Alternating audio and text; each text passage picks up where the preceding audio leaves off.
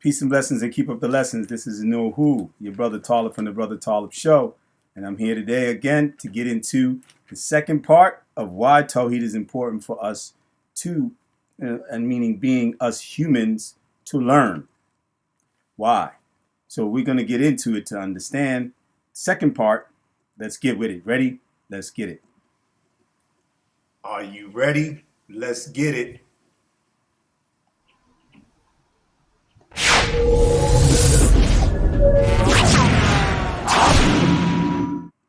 Yes, peace and blessing. Keep up the lessons. Assalamu alaikum rahmatullahi wa barakatuh to the Muslimun and Muslimat.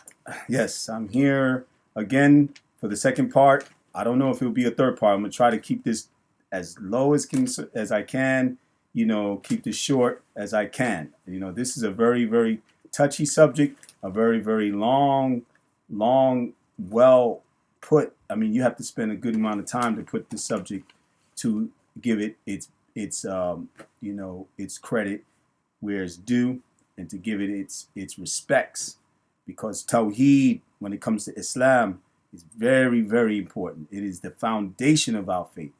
It is the pillars of our faith. It is based on Tawheed, based on singling out worship in Allah, Islamic monotheism, as we know in the English translation of the breakdown, when we bring it to understand for the English-speaking people, okay, from the Arabic language, which there are other words and root words that derive the best understanding from the ulama, along with them bringing it from the Prophet ﷺ, the companions of the Prophet ﷺ, and the next following two generations, blessed generations that preceded them, and then even the imams, the four imams, and they all agree and have a different of a point, and they come to a meeting the same middle path of Tawheed, and how they bring their points, and it bases that Tawheed is the foundation of our faith.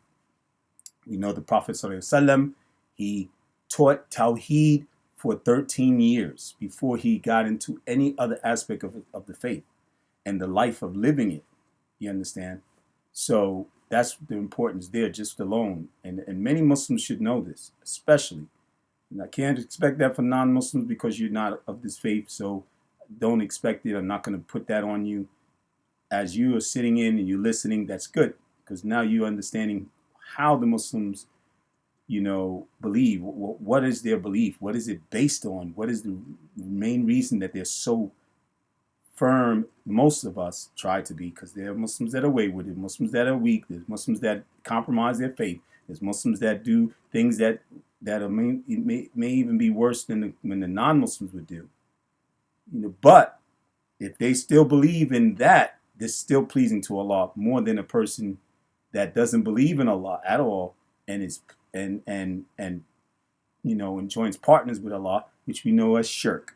And getting into the point, that's where I left off at, which we were talking about shirk, because we spoke a bit about Tawheed. We spoke a little bit about, as getting into the first part of this, to get you to understand why it's important. Now I'm going to bring some points of why it's important, but and results, bad results that have happened, like I use Surah Al-Asr to show from the first verse, as there's other verses that bring into who are the people that are going to be not in loss, or were not in loss then. And of course, we're human, so we all liable of loss and error and wrongdoing, and doing the wrong things that harm us or harm others and harm the world, harm animals, look at the things that are results today. Look at where we stand in life. Look at what's going on. Why do the Muslims stand firm against a lot of the things that are going on, that are changing the way of life in the societies of man, let alone out into the world, into other areas, and causing harm to the environment, or whatever is being done that has harmed us than benefited us? Our chosen ways of life, our chosen way of sexual gender, all these different things, what we choose to put in our bodies, what we shouldn't be putting in our bodies. All these different things come from Islam, and the Muslims learn this, and those of us who adhere to it and stay firm know it's all based on Tawheed, because Allah, everything returns back to Him. Inna ilahi wa inna ilayhi rajiun. From Allah we come, and to Allah we surely shall return. Everything returns back to the creator of all of these things. And we got to come to know this. This is what we have to realize. Allah is the best of planners. We plan, but Allah is the best of planners. There are plenty of verses and ayats that I can't bring, don't have the time to. Maybe bring it another time. I've done it before. I've brought them in some of my other videos in the past. It's speaking about Allah being the best of planners. This is one of his attributes. Okay, because his plan is going to come double, triple, quadruple, whatever the times and how many you can count is going to come to be. It's going to come to be. Kum fayakum. Be, and it is. Allah wills these things, the good and the evil, to happen. But he, at the end of it all, is going to come to him and is going to return to him. When we die, we return to the earth that he took us out of, that he created us out of. Adam, the first human being. Okay? And there's plenty of scientific proofs to prove that. You know, plenty of people have spoken on this. Some people don't want to go with it because they don't want to believe, because your desires is in the way. And this is shirk. You made your own God out of your desires. You worship and put your desires, you put your trust in your desires, you put that first. You love the things you desire to want to have, do, or what so forth. This is shirk. We don't even realize. That's why it's important to understand Tawheed, because of the things that we get into. Even the Muslims to follow the non-Muslims in their actions, in their ways, and accepting this and being under their rulerships in their lands and saying, okay, now I have no other choice but to give in and do as they do. And Muslims in Muslim lands doing things as the non-Muslims doing, because the rest of the world is doing it and accepting it and raising flags, or and joining into, paganism, polytheism types of practices. And then a Muslim ruler decides to say, okay, we can do this now in a land, as we know, the Holy Land that Islam was established in. But not in the actual areas where it was established, like Mecca, Medina, because it didn't happen. Halloween, yeah, we talk about that. We spoke about that. And it happened in Riyadh, Saudi Arabia, right? But who gave this? Who allowed this? The rulership.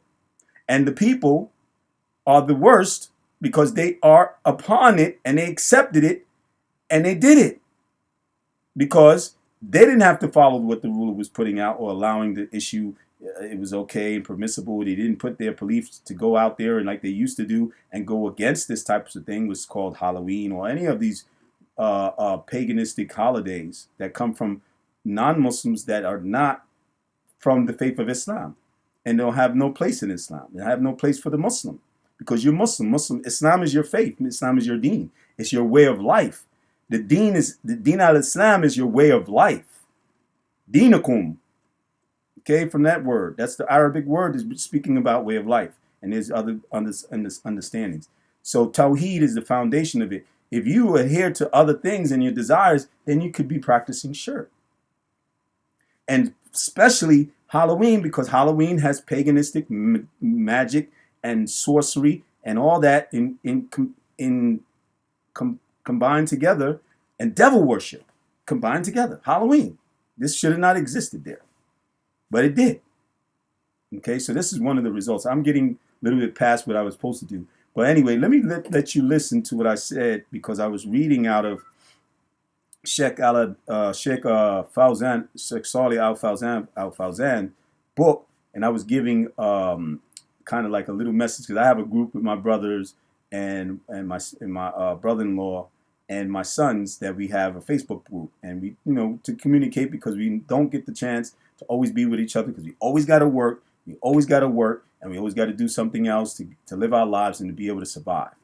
This is what it is. Qadarullah wa ma shafala. So we don't have a lot of time to be able to visit each other and go, and we live in distances away from each other. So that happens. So we communicate on this, and so Facebook Messenger, many people communicate, family members communicate on Facebook. We know that. And I use it for that. I use it for doubt. I don't try to use it to the leisure to just talk stuff that is not beneficial. That's not how we should be using as Muslims, I should say. Of course, non-Muslims are different. I can't judge you. on what you don't know, and you're understanding, not understanding your position with your Lord. We do, so we'll be held accountable more than you. May Allah guide you to Islam, so then you can learn and see your position and be on the best position with your Lord on the day when you're going to meet him. We're going to all meet him. And in the day that we're going to go into the grave and we're going to see what is the truth then. And we cannot come back here, though. That's the only point, and the sad point for many. So anyway, I want you to listen to this message that I gave to my brothers and my son and so forth, my brother-in-law. Listen and hear about what the Sheikh speaks about. And I was breaking down a little bit with my own words about what he broke down about shirk and its definitions and types. Okay, so listen. Assalamu alaikum, peace and blessings, and keep up the lessons. This is your brother and your father in the group giving the good word and nasiha. Now, I just wanted to touch base. Barakallahu fikum, Jalal, brother, for bringing what you brought, and responding back. And that's correct. Just to answer real quick into what you said with the Prophet sallallahu alaihi wasallam marrying, people of the book. But there were also, as we should understand, there were requirements that had to be in place before they can take, and before he even took this woman, that they should be a monotheist and they should be on the path of acknowledging that Allah is one, and only one worthy of worship. And so the Yahuds that he married had this mentality because they were monotheists through the understanding and guidance of the Torah, and then the Nazara, the Christians, was the Injil, if any. But we don't know if the Prophet ﷺ marrying any Christian woman from the book, people of the book in that aspect. But as far as the Yahud, yeah, we know of one, I think one or two, if I can remember, but I know for sure one. And that they became Muslim, of course. They accepted Islam. They took the Shahadatain, so that crossover was made and it was complete. As far as living as a Nazara, as what we know today, the Christians today, they're not upon the Tawheed. They're not upon that aspect of monotheism. So then, okay, I'm gonna push it forward a little bit. Just give me a sec, because this would not be, as it says in a definition, shirk is shirk is ascribed the only Lord that I stay upon this Tawheed thing. And like I said, I'm not perfect. I make my errors, and being upon Tawheed does not say, okay, you won't make mistakes and errors and might do something that might be sinful. This is not what it's about in the understanding of Tawheed. But Tawheed is the understanding and acknowledgement and affirmation that there's no deity worthy of worship but Allah. Okay, and that worship is only deserving to Allah alone. Okay, singling out Allah in worship. So to take it out of a book of one of the major scholars of Al-Islam, Sheikh Fawzan al-Fawzan, Salih al-Fawzan, Hafidhullah, may Allah preserve him. And I don't want to go over none of the other brothers, my brothers' heads that are not Muslim, but just listen. I'll be as brief as I can and simple as I can. Shirk, which means shirk is what the Sheikh is touching about, and this is in the book of Tawheed. Okay, and it's chapter 2, and it says shirk, its definition and types. And real quick, as it says in a definition, shirk is ascribing a partner to Allah in terms of his rububiyyah, which meaning the lordship, and the only lordship is due to Allah. He is the Lord of Lords and the ruler and the creator of all things. And so that's where ascribing a partner to Allah in terms of his rububiyyah. So if anybody takes another Lord on this earth or off this earth, then this is shirk. This is ascribing partners with Allah. This is enjoining partners with Allah. This is polytheism. Read it and look it up. Do your own due diligence. Look up that word. The difference between polytheism and monotheism. Look these up. They're very important. Because in your life, as I'm going to explain later sometime, and I'm going to be doing a video and I'm going to start back on it, As we know, one of the so-called pagan holidays are coming in, Christmas, and how they ascribe partners with Allah in their aspect of what they understood Isa, Jesus, the son of Miriam, son of Mary, to be, and what they believe in him to be. You understand? And then when I was, and recently I was watching this video that I'm sitting here watching, that I'm going to be doing my video and giving a little reaction to, talking about the 5% nation and the people who think that they're gods on earth, or they get caught up into these terms and using the terms of English words. We got to say that for sure. Is a problem, and where the problem lies is that people want to say, well, Allah said He created us in our image in the Bible, and that we are like in His image, so we gods just like Him. No, we're not. We're creation, not the creator. But the words that have been used were not properly used, English words as concerned. And some of these brothers, may Allah. Okay, so I just wanted to touch base on that. If I have to do another video, I might allow the rest of it, but that's just me speaking to my family and giving them dawah, and then as far as giving them clarification for them, because some of them are Muslim, like my brother-in-law, he's Muslim. My sons are Muslim. My youngest brother, he's Muslim. Striving, like we all are. We all on different levels striving in this deen, in this way of life of al-Islam. It's not a thing of everybody is perfect, or anybody who knows some knowledge on the top level, on the toppest level, like a great scholar, that they're exempt from doing wrong.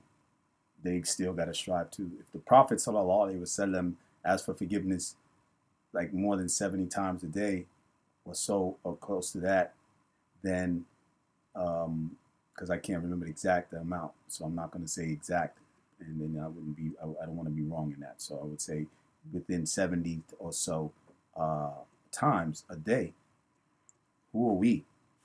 So anyway, to the point, because I got a few minutes, I'm trying to make this short. So short and concise. So now, real quick, here in as I said, I talk about the Noble Quran. I spoke in the first video, and I want to go over some aspects of why shirk is bad and why Tawheed is important, and what is the result if we don't use Tawheed, if we don't establish that and take heed and live it in our life, especially us Muslims, and establish that. Even when we meet and deal with situations where people are coming at us with all this shirk, all these different ways and lifestyles, and chosen ways of what they want to be, who they say they are, and chosen lifestyles. Okay, now you got to put it on audit. You have to audit it with the guidelines of Islam. You got to check it with the scale and the position and the Sharia and the guidance of Islam. If it doesn't fall in line with that, you have to reject it and leave it alone and move on in your life. Now, everything you can't reject, because if you're living under the non-Muslim establishment of rule in their country, there's certain things you're going to fall into, like paying riba on interest, paying interest in certain areas, insurance that is not permissible, as they mentioned, the way that has been established in Islam. Certainly, some of these things, and that's why even the Muslims are pitted against and attacked, and their faith and their deen is attacked on a covert level, ideological attack, especially in the media, mainstream media, because they want to demonize Islam so that people won't come to it, and that they will leave away from these things like interest, which is most of the foundation of economical financial systems in the world globally. People live off of debt, and not knowing that debt is not really anything. It has no intrinsic value. It's just what people told it to be, and say, okay, well, we're going to give you credit on this money, and this money is worth, you got $100, we're going to give you $100 in a credit valued we call it, like using credit, just pretty much, without getting into too much details. But anyway, the three aspects, as they say, there are three different types of shirk, namely Ashirk al-Akbar, which is major shirk, Ashirk al-Asgar, which is minor shirk, and Shirk al-Kafi, khafi, which is inconspicuous shirk. So shirk that you don't know that you're actually doing it. Okay. Now, to get into them, I would say just briefly. Number one, with shirk al-akbar, the major shirk, the major and serious polytheistic form has four aspects. Shirk al-dua, and you make an invocation in dua, praying. This aspect implies invoking, supplicating, or praying to other deities besides Allah. So that's the major shirk. You're doing it directing it to someone, and you're praying to someone else, and you're directing your prayer to someone else that you represent that person being a god or being God in the flesh or so forth, right? This is where the Christmas thing is the problem, the Xmas screen. Why, the result of it is caused a lot of people going into disbelief, because that's what shirk does. It chips away at your belief. Once you involve yourself where you inconspicuously don't even realize, and you're just doing it because you might have been raised and born up in this, and then you don't know and you partake into it, and you don't realize that you're joining partners with Allah, or you believe in the understanding of Isa alayhi salam and Jesus as the people who brought it to most of us people of color and other people throughout the world, the European Christianity version of the Trinity, not the version that it was originally with, that Isa was the Messiah. He was the Messiah. He was the chosen one and anointed one of God. Not to say that he was the Son of God. And as we say in Islam, in the Quran, Surah Al-Ikhlas, the third verse, Lam yalid wa lam yulad. He begets not, nor was he begotten. Okay? Allah was not begetting. He was not begotten. He begets not. He has no children. He doesn't have children coming from his loins, because he doesn't have loins. That is not what is his position to take as being a creator. He's above that. He's above his creation. He has no reason to have sexual intercourse or to bring offsprings. He just creates, and he makes prophets. He brings prophecy, he brings knowledge, which is the whatever knowledge he brings to them, and they're giving it a word and a text, a scripture, whether it's called the Zabur, whether it's called the Torah, whether it's called the Injil, or whether it's called the Quran. This is Allah's way of how he spoke to the people in that language and gave them the word of that scripture that they put together and preserved it in writing it. Because it came to the mind of the person, of the prophet. It was recited to the prophet. And then it was passed in to them as a scripture. The prophet Musa got it verbally straight from Allah, his word. And it was written down in tablets, preserved tablets. They're known as the Pentateuch, or the Torah as it came to be, and all these different understandings of what they know with their people, the Bani Israel, children of Israel, or Hebrew Israelites. And we know of Yahoo Jews today, right? So basically, that's where shirk stands out, when it comes to shirk al-akbar.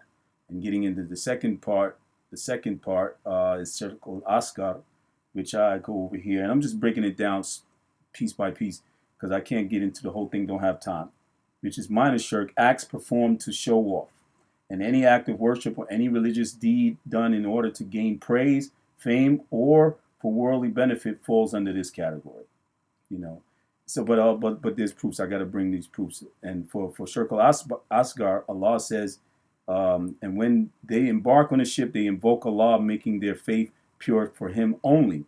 But when He brings them safely to land, behold, they give a share of their worship to others, gods or goddesses. This is where shirk al-akbar, in one of Allah's ayats, verses in the Quran, verse 29, ayat Surah 29, verse 65.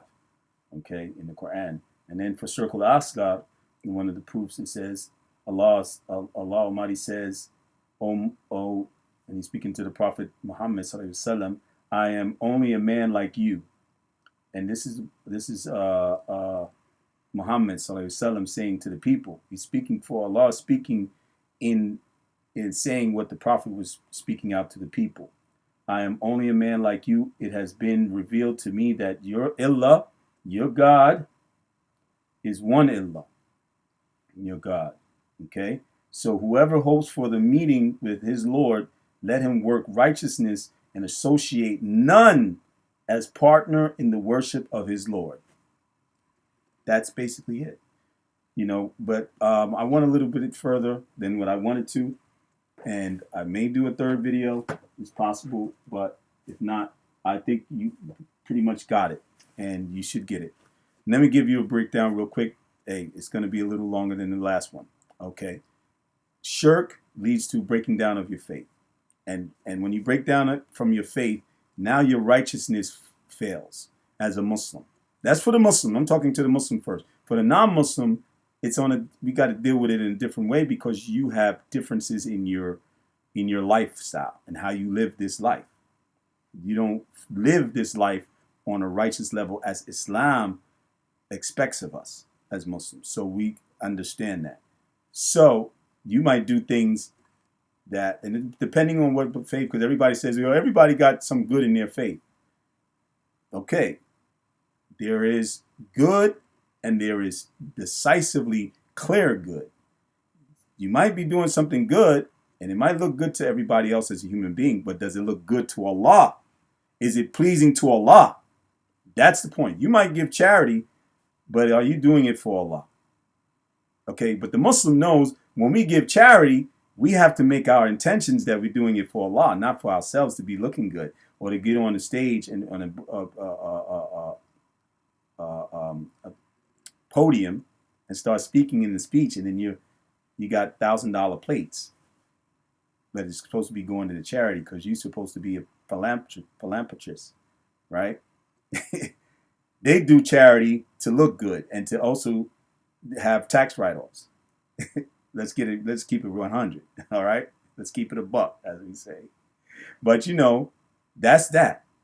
It'll chip you away from your faith as a Muslim and start getting you to fall off your faith and doing things. You're not going to be praying like you're supposed to be praying. You'll be committing some sins that you wasn't supposed to be committing because Tawheed attaches you to your righteous position with your Lord, because you're always aware with Tawheed, and you're always going to catch yourself, and then if you do wrong, you're going to go and make tawbah right away. You're not going to play. Taqwa is established with Tawheed. When you learn who's your Lord, why are you doing this for? Why are you living your life righteously? Why do you, and then your position when it comes to certain desire, why do you have a boundary with that desire and you fight against it? Especially if it's not good and pleasing to Allah, that zina, committing adultery, smoking and drinking and intoxicating yourself. What do these things do? They cause corruption and cause destruction. Eventually, destroy your liver, you drink it. Commit adultery, you break up your family. You break your wife, you and your relationship up. You break up your family, and you cause shame to your family, to you, to your name, and to you. All these different things. And the evil comes and it just creeps up on you and it brings you down even more. And you can become depressed. And then you can become a person who might even want to take your life. This happens to the celebrities every day. They're struggling with that. Just because they got riches and money, we know what they're going through. Look at Kanye West. Look at Irving, my man, Kyrie Irving. Alhamdulillah, I think from what I know, he's Muslim. I want to give more clarification because he got into that Hebrew Israelite stuff. But some of these Muslims, like I know, even with the brother that was doing Happy Companion was doing the show, we get into certain things that incline to who we are as a people, and we might get caught up sometimes. And this is what he was talking about in his video with the 5% nation, and they get off the balance level. Okay, we know that we have likeness of Allah, of God, only to the extent, let's get it correct, let's get it real, that we are able to procreate and do after he has made the original creation, that we can make things, that we have intellect to do things, that we can do more than the average creation on this earth, like animals that we do see. We don't see the jinns, so we don't know what they're doing, and we don't see the malaika unless Allah allows it to be revealed to a human being. Okay, but they do things that are in a whole nother realm of things that are on a much higher scale, more powerful than what we can do. So who do we think? We gods. How do we think we're gods? then that means the Malaika are gods, because they can destroy this parts of this earth and destroy, make nations of us, so-called gods. Zeus and all this other mysticism and all that. Mythological stuff. Thor. Hercules, Come on, this is not what we're supposed to be on, people, especially Muslims. But the non-Muslims, you get the gist of what I'm saying.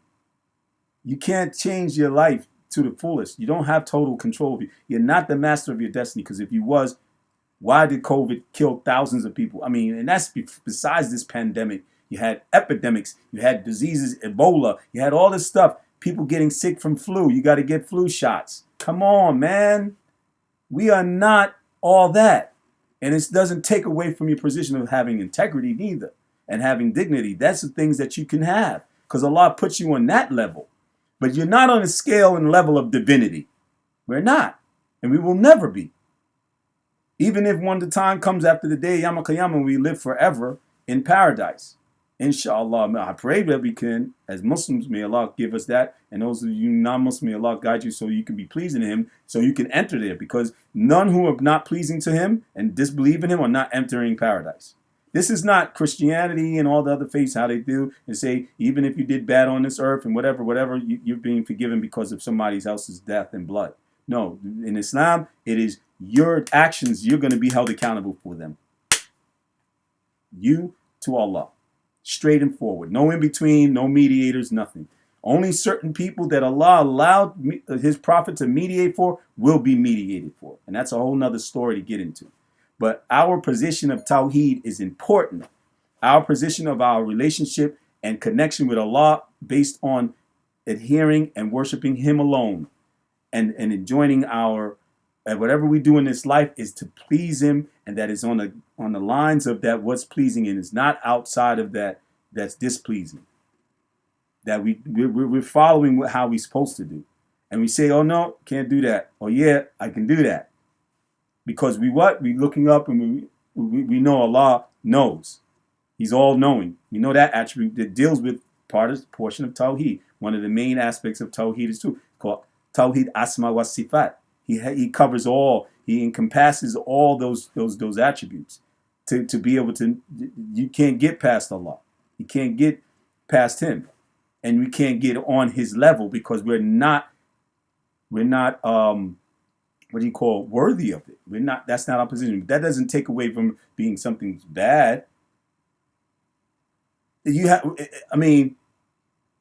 you feel that because you can't be like a god, this is how, like they said in the 5% and so forth, and certain people who have that same kind of concept of understanding when it comes to your position with God.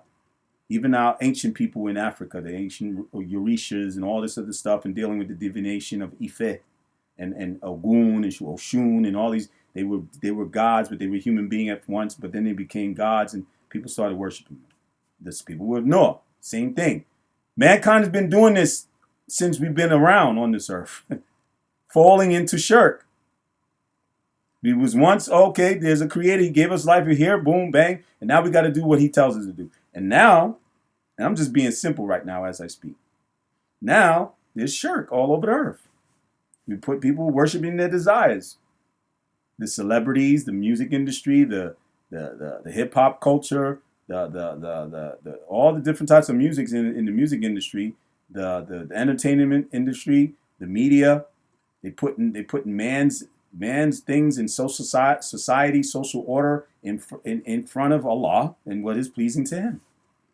This is where the shirk has caused and brought mankind at his low.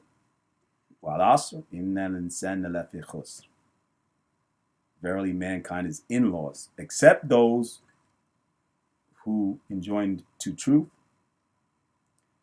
and have patience and are consistent on that which Allah has sent us with, is this faith of Al-Islam, submitting to Him and following it and staying within the guidelines and staying in the fold of Islam and not even coming out, not allowing shirk to take you out of the fold of Islam as a Muslim, first and foremost.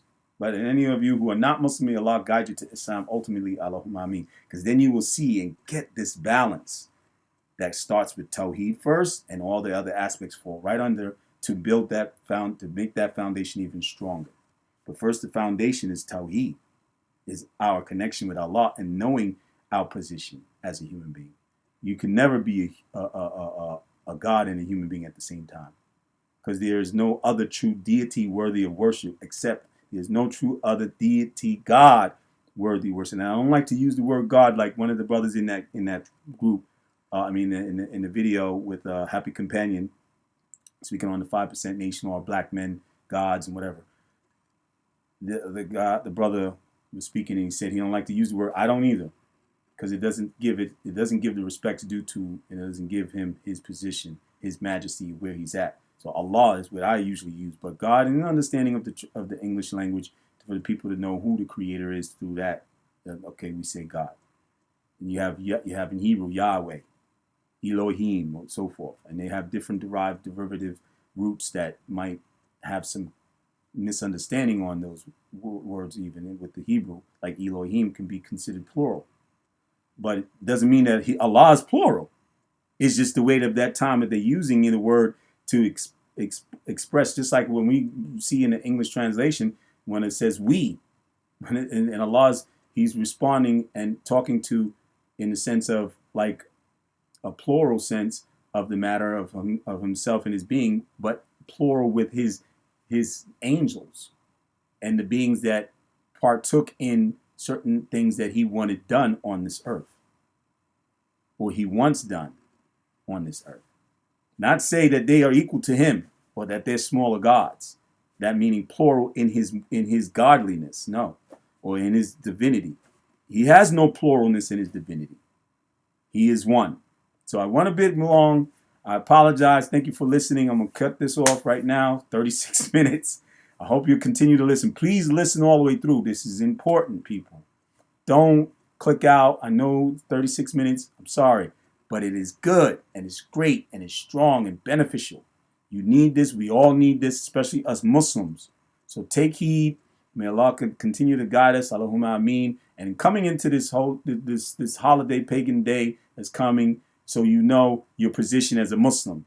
And for the non-Muslims, maybe later along the lines, you gather this up, and this information that I've given in plenty of videos that I spoke about Isa alayhi salam and his mother and the position of him and who he is with Allah, and this so-called, they put him in like he's on an equal scale of Trinity. Then to know what is of understanding in Islam, what we say and what we believe different from that, and that you take heed to that. Don't just take all that you've been taking all your life, and you're a person of mental state and mind, and you want to have control of your life. Then take control of what you think about and what you follow. Make sure that it is correct. Back it up with proofs and evidences that make sense, that are common sense, not something that don't make no sense. And then people try to tell you, oh, just believe or whatever. You can't be a blind following belief person.